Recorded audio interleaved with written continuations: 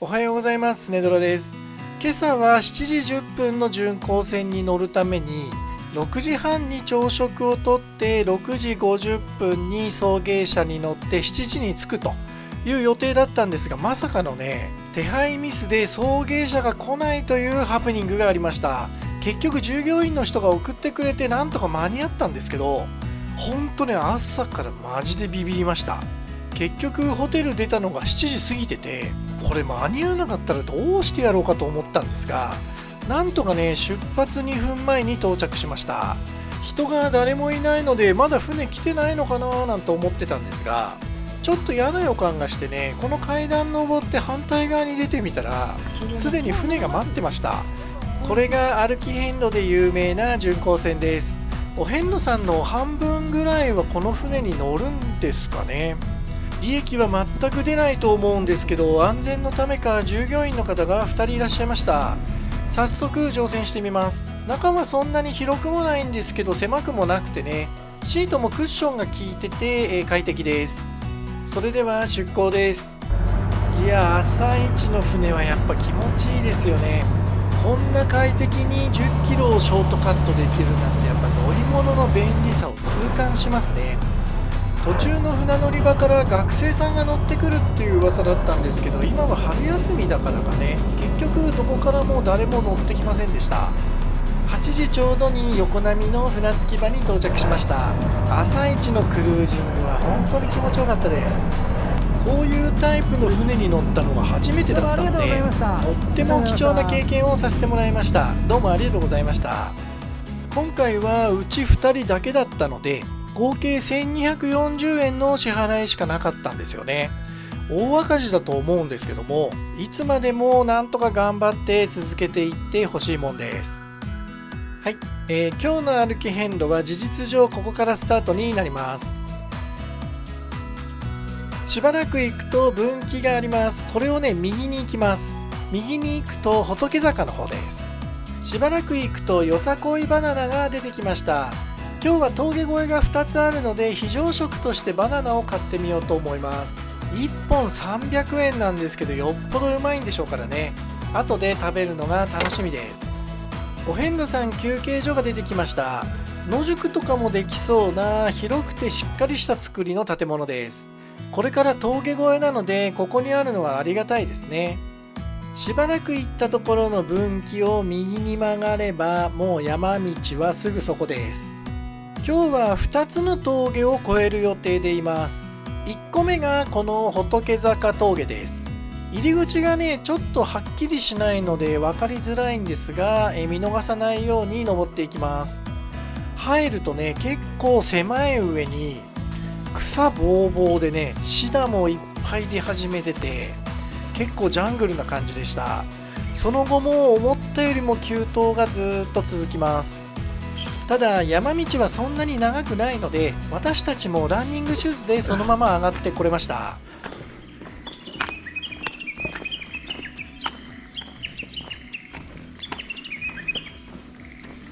はい、ここを左に曲がって番外霊場の仏坂不動尊を通って岩本寺の方に向かいます。ここから先石の上が滑るので気をつけろと書いてあります。あとマムシも気をつけろですね。若干濡れ気味の石の上に枯葉が積もってて本当に滑ります。ランニングシューズだと危ないかもですね。はい、下に仏坂不動尊が見えてきました。ここの下りは本当に急でね、ちょっと滑ったら止まらなさそうな感じだったので、通るときは本当に気をつけた方がいいと思います。祀られている岩の下からは冷水が湧いてるようなんですけども、暗くてよく見えませんでした。仏坂不動尊はご納経がいただけないようなので参拝だけして、次に向かいます。不動尊を越えてからはしばらく快適な道が続きます。この綺麗な桜並木の道が遍路道みたいだったんですけどね、間違えちゃいました。これはもったいなかったです。この辺りで何度か道迷いをしちゃってしばらくうろうろしてました。ちょっとね、この看板を見間違えましたね。なんとか正規ルートに戻ってこれました。ここからはしばらく一般道を歩いていきます。そろそろトイレも行きたいし休憩もしたいなーなんて思ってたら、街の匂いがしてきました。土佐っ子広場っていうスーパーが出てきたので、ここで休憩させてもらいます。トイレも広くて綺麗でね、非常に快適でした。お遍路の宿としてもよく聞くビジネスホテル鳥越さんです。確かにいい場所にありますね。なんと50円の自販機が出てきました。これはさすがに安いです。今日のランチは須崎名物鍋焼きラーメン、その中でも有名店のまゆみの店に来ました。芸能人も数多く訪れているようで、サインもたくさんあるんですけど、その中にアンジャッシュの渡部のもありました。良心的な価格設定なんですが、量が少し少なめなので、大がね普通の並ぐらいの量になってます。醤油味もキムチ味もどっちも美味しくて、有名店になる理由がよく分かりました。はい、それでは午後も元気に歩き続けます。このトンネルは歩道専用に掘ったトンネルのようです。車道が狭いんでしょうけどね、親切です。トンネル越えてしばらく行ったら一本それて遍路道に入ります。この遍路ステッカーがね、よく見ると逆さまに貼ってあるんですよ。向きをね合わすためなんでしょうけど、本当にこういうの貼ってあると助かりますよね。はい、道の駅カワウソの里須崎に出てきました。私たちはさっきご飯も食べちゃったので特に補給するものないんですけども、この先少し行くともう何もなくなっちゃうんでね、買い物とかトイレとかここで終わらさないと危ないかもしれないですね。新庄川を渡ります。向こうの山の方の雲行きが怪しくなってきました。今日はこれから峠越えなので、なんとか夕方まで持ちこたえてもらいたいんですけどね。ここは卵焼きが美味しいんで有名な竹崎さんです。ちょっと怖めのトンネルを何本かくぐって海沿いの道に出てきます。とても綺麗な景色なんですけど、それよりも雨の方が心配で気がそれてます。阿波の駅もすごく景色がいい駅で有名みたいなんですけどね、ちょっとあっちに行ってる余裕がありませんでした。ここの分岐は右に入ります。この先が、今日2つ目の峠の焼坂峠になります。焼坂峠はなかなかハードな峠らしくて、ここの看板には自然豊かな遍路道って書いてあるんですが、要はハードモードだっていうことなんですよね。雨が降る前に峠を越えたいので少し急ぎ気味に歩きます。金網とかもない状態で線路のすぐ横を歩くなんてなかなかこれレアじゃないですかね。はい、ついに、焼坂峠の入り口に着きました。ここからは本格的な山道になるので、シューズを履き替えます。いや、いきなり急登でねきついです。ところどころに橋がかかってたりします。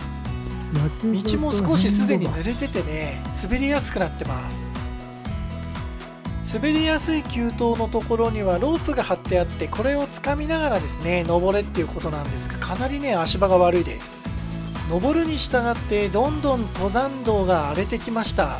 まるで昨日か一昨日に台風でも来たかのような荒れっぷりです。急登で滑りやすくて道が荒れてるんでね、細心の注意を払いながら安全なところでだけ撮影を続けてます。やっと頂上らしきところに出てきました。結構この峠きつかったですね。いつもであれば頂上付近で1回休憩を取るんですけど、今回は雨が心配なので行けるところまで先に降りちゃおうと思います。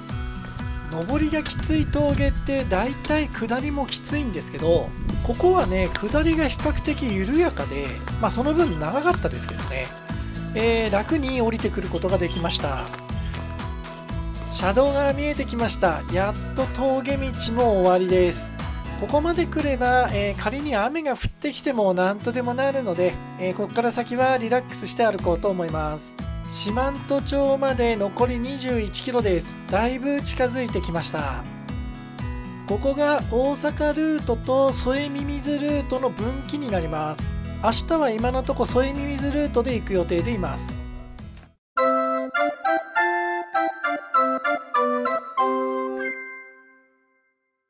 ははい、今日のお宿は大谷旅館さんにしました。口コミはなかなか評判もいいようなんですが、今日は食事が出せないということで、夕食は町の方で取ろうと思います。大谷亮平のポスターが貼ってあるのは、ここね、親戚なんだそうですね。その流れでしょうか、片岡鶴太郎とのツーショットの写真とかも飾られてました。逃げ恥だとか過去に出演したいろんなものが壁に飾られてます。このポスター見た時になんかおかしいなとは思ったんですよね。はい、続いてお部屋です。お部屋は6畳が2間ですね。いかにもお遍路宿っていう感じで、建物自体は古いんでね、中もそれなりですが、清掃はきちんとされていました。浴衣は部屋に置いてありましたが、歯ブラシは洗面所の方にありました。今日はお客さんが少ないからなんでしょうね。ひげ剃りとかヘアブラシはなかったですね。言えば出てくるのかもしれません。トイレはやっぱり年代物ではありますが、便器の方はきちんとウォシュレットに変えられていました。お風呂なんですが、ここ脱衣場ですね。かなり狭いです。湯船に関しては2人で入るのはちょっと狭いかなっていう程度なので、交代で入ることになります。家族風呂なんでね、これぐらいの広さがあれば特に問題はないんだと思います。洗濯はおかみさんがやってくれますが、乾燥機がないので部屋干しになります。これは残念です。晩飯は土佐呉駅の近くにある和田さんに来ました。他のお店が定休日だったり、貸し切りだったりで入れなかったからなんですけど、結果としてはこのお店に来て大当たりでした。食べるものはどれも新鮮で美味しくてね、特に驚いたのがこのハランボの唐揚げ。ハランボっていうのはカツオのハラミらしいんですけどね、これはうまいし、あとカツオのたたきはね、ここが一番じゃないかなっていううまさでした。今回も最後までご覧いただいてありがとうございました。なんとか雨にも降られずに土佐呉駅まで来ることができました。チャンネル登録、高評価、コメントぜひお願いします。それではまた。